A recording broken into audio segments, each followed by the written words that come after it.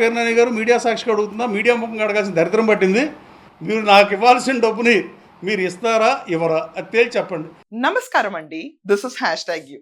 పేరు నాని, నువ్వు మా గన్నవరం నియోజకవర్గపు ఎమ్మెల్యే యార్లగడ్డ వెంకట్రావు గారికి డబ్బులు తిరిగి ఇవ్వాలంటే కదా, ఇచ్చేయి. ఆయన ఓపెన్ గా ప్రెస్ ముందు అడుగుతున్నారు. ఏంటంటేనండి, గడిచిన 2 రోజుల నుంచి పేరు నాని నా నియోజకవర్గమే గన్నవరం, అందుకని నేను ఇంత బాగా చేస్తున్నా ఈ వీడియో. వెంకట్రావు గారిని లేపి లేపి లేపి ఆయన పేరుని తీసుకుని ఇష్టం వచ్చినట్టు వాడాడు. లంబు జంబు మధ్యలో కూర్చుని ప్రెస్ మీట్లు పెడుతున్నావేంటి, నీకు 7 పెట్టెలు రాలేదా డబ్బులు, ఎలక్షన్ నామినేషన్ వేసే ముందు వరకు మేమే కదా డబ్బులు బరాయించింది అని చెప్పి రెచ్చిపోయి మాట్లాడాడు. వెంకట్రావు గారు నిన్న ఆయన పేరు ఎత్తారు కాబట్టి ఆయన డైరెక్ట్గా కూర్చుని ఆయన క్లాస్ స్పీకర్. నిన్న మళ్ళీ రెచ్చిపోయాడు పేరునాని విపరీతంగా రెచ్చిపోవడంతో వెంకట్రావు గారికి ఫ్రస్ట్రేషన్ వచ్చేసి ఇలా కాదు అలా కాదు దులిపేద్దాం, ఇంకా తట్ట మొత్తం దులిపేద్దాం అని వచ్చి ప్రెస్ మీట్ పెట్టేశారు.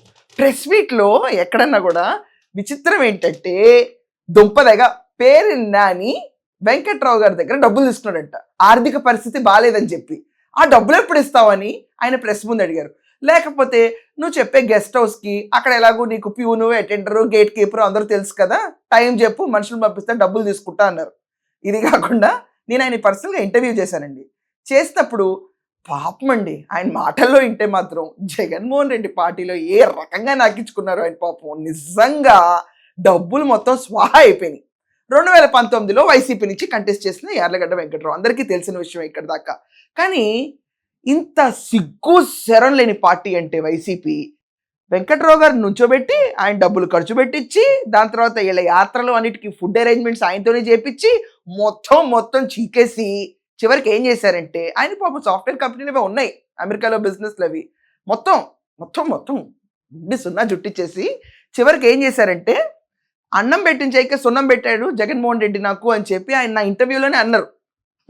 నేను నిజంగా షాక్ అయ్యాను ఆయన చెప్పిన మాటలు వింటే.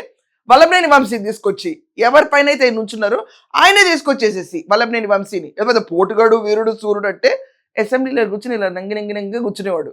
ఆ వల్లభనేని వంశీని తీసుకొచ్చేసి ఇలా పార్టీలో పెట్టుకున్నారు. పాపం దానికి ఆయన పెద్దగా రియాక్ట్ అవ్వాలా, నేను ఎప్పుడు రియాక్ట్ అవ్వడం చూడలా. నారా భువనేశ్వర్ గారిని అంత మాత్రం ఓపెన్గా పార్టీ నుంచి బయటకు వచ్చాడు. బాబోయ్, ఈ రాక్షసుల మధ్యలో నేను ఉండలేను నైను అని చెప్పి బయటకు వచ్చేసారు. వచ్చేసిన తర్వాత ఓపెన్గా, అంటే కాళ్ళు గడ్డాలు పుచ్చుకునే చరిత్ర లేదు నేను చూసినంత వరకు, ఎక్కడా లేదు ఈయనకి. ఓపెన్గా ఆయన ఏమన్నారు, చంద్రబాబు నాయుడు గారు మీకు నా అవసరం ఉంది అనిపిస్తే పిలవండి, నేను వచ్చి జాయిన్ అవుతాను ఓపెన్గా అన్నారు. పిలిచారు, హ్యాపీగా ఎమ్మెల్యే అయిపోయాడు, గెలిచాడు. వల్లభనేని వంశీ 137 రోజులు జైల్లో కూర్చుని బయటకు వచ్చి మొన్నే రంగు వేసుకుని ఇప్పుడు తిరుగుతున్నాడు. మళ్ళీ తను మాట్లాడితే ఎక్కడ ఫటాఫటా పడతాయో అన్న భయంతో పేరునాని న్యూస్కొల్పాడు. అంటే పేరునాని వెనకమాల వేశారు, కొడాలి నాని వల్లభనేని వెంకటేశ్వరరావు అని ఉంటారు, వీళ్ళిద్దరు ఉండి రెచ్చగొట్టారు. తిరిగి ఏమైంది, బొమ్మ బొక్కబొరల పడింది. లేపి తన్నించుకోవడం అంటే ఇదే పేరునాని, లేపి తన్నించుకున్నావు ఈరోజు. ఆగండి, షో స్టార్ట్ చేద్దాం. నేనేం నిన్ను అప్పులు అడగలేదే, నేను నీకు అప్పు ఇచ్చానని చెప్పా, నువ్వు నా డబ్బులు నన్ను దివాళా తీసావని చెప్పావు. దివాళా తీసాక పేర్నాని గారు మీడియా సాక్షిగా అడుగుతుందా, మీడియా ముఖంగా అడగాల్సిన దరిద్రం పట్టింది. మీరు నాకు ఇవ్వాల్సిన డబ్బుని మీరు ఇస్తారా ఇవ్వరా అది తేల్చి చెప్పండి. ఇద్దాం అనుకుంటే మీరు చెప్పిన R&B గెస్ట్ హౌస్ అటెండర్ పిఎను ఆయన నాగరాజు గారు కదా, లేదా లంకా వెంకటేశ్వరను పంపించినా నాకు పర్లా. అసలు ఇస్తారో ఎవరో చెప్పండి. అది కాకుండా నేను అడిగినవి కాకుండా మళ్ళీ కొత్తవి మాట్లాడటం వల్ల వచ్చేది ఏముండదు. ఇవ్వడండి, ఎవడో మా పేరునని ఇవ్వడు. ఆల్రెడీ పదవులు లేవు, మా పార్టీకి దిక్కు లేదు, దివాణా లేదు, ఇంకా కాంగ్రెస్లో కలిపేస్తారేమో అని రూమర్లు ఉన్నాయి మాకు. DK శివకుమార్ మింగేస్తాడంటున్నారు, మీరు వచ్చి డబ్బులు అడుగుతారండి వెంకట్రావు గారు. లేవు, మేము ఇవ్వం. మేము అరాకొర బోడి మాటలు మాట్లాడి పోయేవాళ్ళమే తప్ప మేం మాత్రం డబ్బులు రూపాయి తిరిగి ఇవ్వమండి. అప్పిచ్చే ముందు మీకు తెలియదా వెంకట్రావు గారు? ఇప్పుడు మా ఎవరిపైన అంటే పేరునాని గురించి అంటలేదు, మళ్ళీ గొల్లు మన ఏడుస్తాడు కూర్చుని. తలపైన రూపాయి పెడితే ₹1 అమ్ముడుపోయే బ్యాచ్కి అప్పులు ఎవరైనా ఇస్తారా? సో ఇప్పుడు పేరునానికి ఇది కంపారిజన్ కాదు, క్లియర్గా చెప్తున్నా. మీరు ఎలా ఇచ్చారండి? మీరు ఇచ్చి మీరు మొత్తానికి సున్నం అయిపోయింది మీకు, అంతే. ఇంకా గోడకేసిన సున్నం, పేరునానికి ఇచ్చిన అప్పు తిరిగి రాదు. మీరే గెస్ట్ హౌస్కి వెళ్ళి ఎవరిని పంపిద్దాం అనుకున్నా రాదు.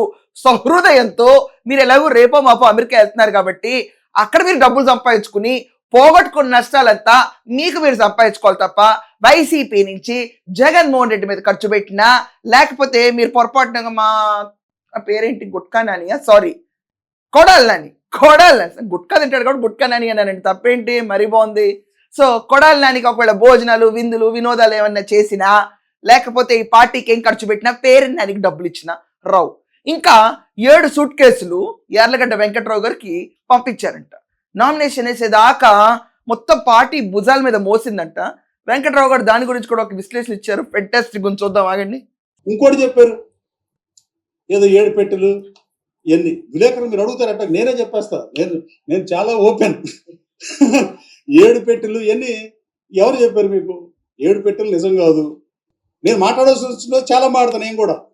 నేను మనుషులుగా ఉన్నప్పుడు కొన్నిటికి సాక్ష్యంగా విట్నెస్గా ఉన్నాయి. ప్రతిదీ రోడ్డు 4 గోడల మధ్య జరిగిన అన్ని రోడ్డు మీద చెప్పాల్సిన అవసరం లేదు.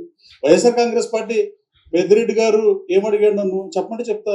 వైవి సుబ్బారెడ్డి ఢిల్లీ పిలిపించి కృష్ణా జిల్లా పర్యటన ఏర్పాటు నువ్వే చేయాలని ఢిల్లీ పిలిపించుకుని ఎవడన్నా పని అడిగితే ఇక్కడ అడుగుతారు. ఢిల్లీ పిలిపించుకుని నాతో ఒప్పిస్తే నేను అది మాడితే మీరేదో మాడతారు. 7 పెట్టెలు కాదు బాసు, 5. ఆ 5 కూడా నేను పార్లమెంట్ మెంబర్ దగ్గర 2 సార్లు పోటీ చేసిన నేను చందా తీసుకోవాలా, నేను సుస్పష్టంగా చెప్తున్నా, కానీ నువ్వు తీసుకున్నావు అని అన్నా. నేను కట్టుబడి ఉన్నా దానికి.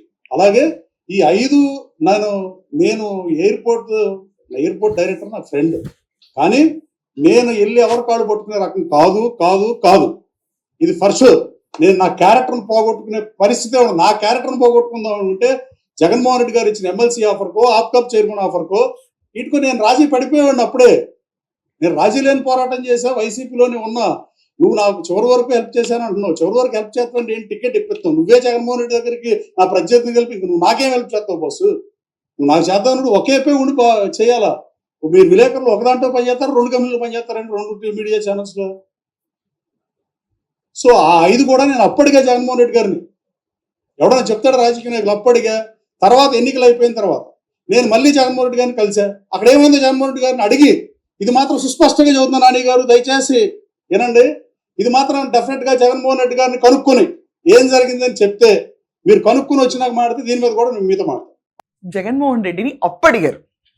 ఇది నిజంగా నేను ఈరోజు దాకా ఏ రాజకీయవేత్త ఇలా అప్పులు తీసుకోవటం చూడలేదండి. యూజువల్గా పార్టీ ఫండ్ చేస్తుంది, కానీ మీ పరిస్థితి చాలా విచిత్రంగా ఉంది వెంకట్రావు గారు.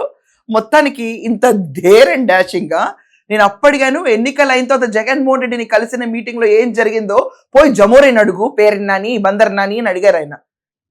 దీనికి సమాధానం రాదు. ప్రాబ్లం ఏంటంటే పేరెన్ నాని మీ ఫాదర్ పేరు ఎందుకు పాడు చేస్తున్నావు అని అందరూ అంటారు. అంటే ఏంటి, ఫాదర్ని డీమింగ్ చేసినందుక?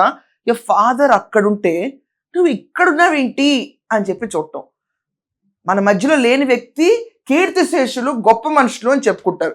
సో పేరెన్ నాని వాళ్ళ ఫాదర్ పేరు ఎంతగా ఉండేదో ఈ రోజు పేరెన్ నాని కూర్చుని, పేరుని కిట్టు కూర్చుని ఇలా అందరి దగ్గర అప్పులు తీసుకుని చందాలు కూడా తీసుకున్నాడు. నేను ఆ మాట పైన స్టిక్ అవుతున్నాను అని చెప్పి చెప్తుంటే ఓ అమ్మ వైసీపీ పార్టీ.